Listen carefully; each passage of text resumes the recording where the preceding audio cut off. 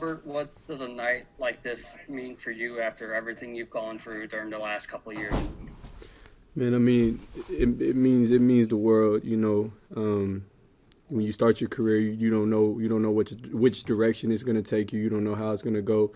Exactly, it's definitely been a lot of ups and downs. But I'm grateful for nights like these. I'm grateful for a wonderful serving a wonderful God that through faith anything is possible. And I'm proud of myself for the perseverance that I've instilled and just being able to step on that field tonight and kind of step up for my team. And can you sort of take us through the timeline from when you moved from linebacker back to the secondary to try to get ready for tonight? So, playing linebacker this whole season, and then really on Sunday, Coach Grinch just shot me a text and said, most likely you'll have to play free safety this week. I didn't hesitate, not for a second, just said yes, sir, with exclamation points. I was excited. I was ready to go. So. Parker's in. Yeah, Robert, obviously preparing for most of the season and making that shift from safety to linebacker, I'm curious, just having a week to prepare for a cameo appearance at safety, just given everything that's transpired over the last week and a half. When you got back out there on the field, did the position come naturally to you again, or was there any reacclimation period there? I think it definitely did. Throughout the week, I really just felt comfortable. It's a position I've been playing since I was a kid. So just being able to prepare full speed at it all week and just being able to see how easy it was coming back to me. I was extremely confident going into this game, and from that first series, I was just it was this level of confidence that I knew I had been there before. I knew I had started there before, been on a Big 12 championship team there. So, the confidence just from, like I said, just keeping that faith and knowing that I could go out there and do it was definitely there. Chandler Ingerbrat, how are you doing? Hey, Robert, congrats on the win. You just mentioned the Big 12, and this win secured your guys' spot in that. Was there ever really any doubt on the team? Did you guys ever feel like maybe you weren't going to make it leading up to this one, or did you guys always feel like you had a shot to get back in that game? I mean, I would definitely say we always felt like we had a shot. We lost too early, but just being on this team for the last 4 years, I mean, there's always we're gonna go through adversity, but just seeing the excitement in that locker room to just after that second loss in the Big 12 to just go back out there and get after it, and winning some of these big games with Texas and some of these other teams. We always had the confidence that we were going to be able to win our way back into the Big 12 championship, and I can't be more proud of this group of guys for being able to do that. That's one for Robert. Jenny Carlson with the Oklahoman. Hey, Robert, I got two things for you. First of all, Alex has talked almost from the start when he got here about building depth in the secondary. If you look back a year ago, if you guys had been in a similar position as this, you think you'd have been able to handle it the way you did, because secondary really played well tonight. How do you sort of view the progress you guys have made in that regard? I mean, I really think as a group, they've done a great job. This year I've been with the linebackers, but just seeing how those DBs work and really at practice you can see the overall confidence just build up. And I mean, we have a standard that we're supposed to play to every single game, every single practice. And I think that this year two being with Coach Grinch and his defense, we've all really committed to that standard. And we know that no matter what, as long as we go out there and commit to that standard, anything's possible. We can go have as great as a game as we want to. Hey, can I ask you one other thing about Alex? I know obviously you guys were working without some of the coaches this last week as you got ready for this game. How did Alex work through all of that with you guys, as far as, how he coached you guys, how he it sounded like he texted you about moving to safety. Kind of talk me through how he worked with y'all to get ready for tonight.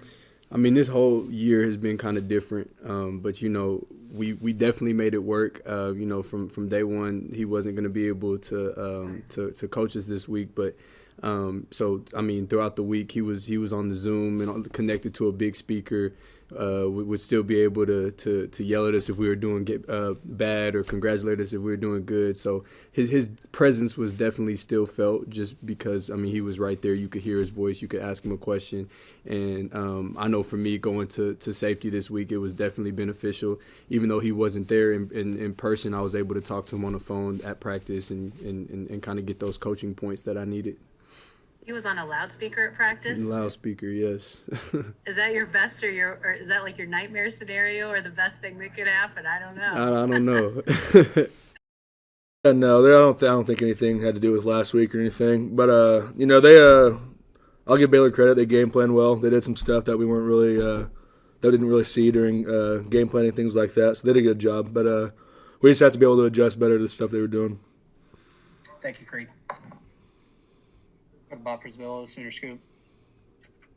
Creed, coming off that 1-2 start, how great does it feel to know you're going to get a chance to once again play for a Big 12 championship? Yeah, it feels good for sure. We still got a game to go though, so I'm not really thinking too much about that. We got to go up to Morgantown next week, so focus is on that right now. Good Chandler Ingerbrat, OU Daily. Hey, Creed, congrats on the win. I just want to know, after the offensive struggles in the first half, what was the message at halftime, and how were you guys able to rebound? Yeah, just to keep pushing. Just continue to do your jobs, and we just had to do our jobs at a higher level, and we did a better job in the second half. I still think we left a lot of stuff out there that could have been better, but we'll get in there tomorrow, look it over, and fix it, and get ready for the next game. We'll go to Parker Thune, SI Sooners. Creed, this was the first time in, I believe, 60 games that the Sooners didn't score at least 28 points, but you guys obviously still came out with the win. So how nice is it to have that lift from your defense, all things considered, tonight? Yeah, I mean, our defense has been phenomenal this year. It's awesome to see. Those guys work so hard, and it's just good to see them being as successful as they are. They're a dominant group, from end to end. They've been dominant all year, so it's been awesome to see. Jenny Carlson with the Oklahoman. Hey, Creed, I think everybody knew that this season was going to have some mental challenges for teams after what you guys went through over the last 14 days here to figure out a way to win. Was this, maybe not a necessary type of game for you guys, but do you feel like this was kind of a good thing to be able to work through tonight? Yeah, we kind of talked about this before the game and everything, but this is a game that was really going to show our true character, about who we are as a team and what we can accomplish. We had quite a few guys out, and we still were able to come back, fight, and, get the win. So hats off to the team. We did a great job with that. So, we're just looking forward to the next game now. Thanks, Creed. Mason Young, OU Daily. Creed, watching a young guy like DJ Graham get that interception, what was that like to see him step up and make a play on defense and give you guys the momentum to go get that last touchdown to put it away? Yeah, it was awesome. He's a great, talented player, young guy. And I'm ready to see how he continues to grow as a player. I think he has a chance to be special. He's done a good job for us this year. So it was good to see. Keegan Renault. Yeah, Creed, Bob kind of asked you this a second ago, but just everything that you guys kind of went through in preseason with Corona, with, social unrest and the 2 losses, and you guys able to kind of bounce back and get to this point. Just what has this journey been like in 2020 for you and then for this team? Yeah, it's been crazy for sure. A lot of stuff's been around, going on in this world. Just to see our team be able to continue fighting through everything, continue improving, continue to come together as a team. It's been great to see. There's a ton of talented guys on this team, a ton of special people on this team too. So it's been awesome to watch this whole year unfold and, see how we've fought through it and continue to grow. Has it been tougher this year, more so than maybe the years in the past, to be able to bounce back the way that you guys did? I wouldn't necessarily say that.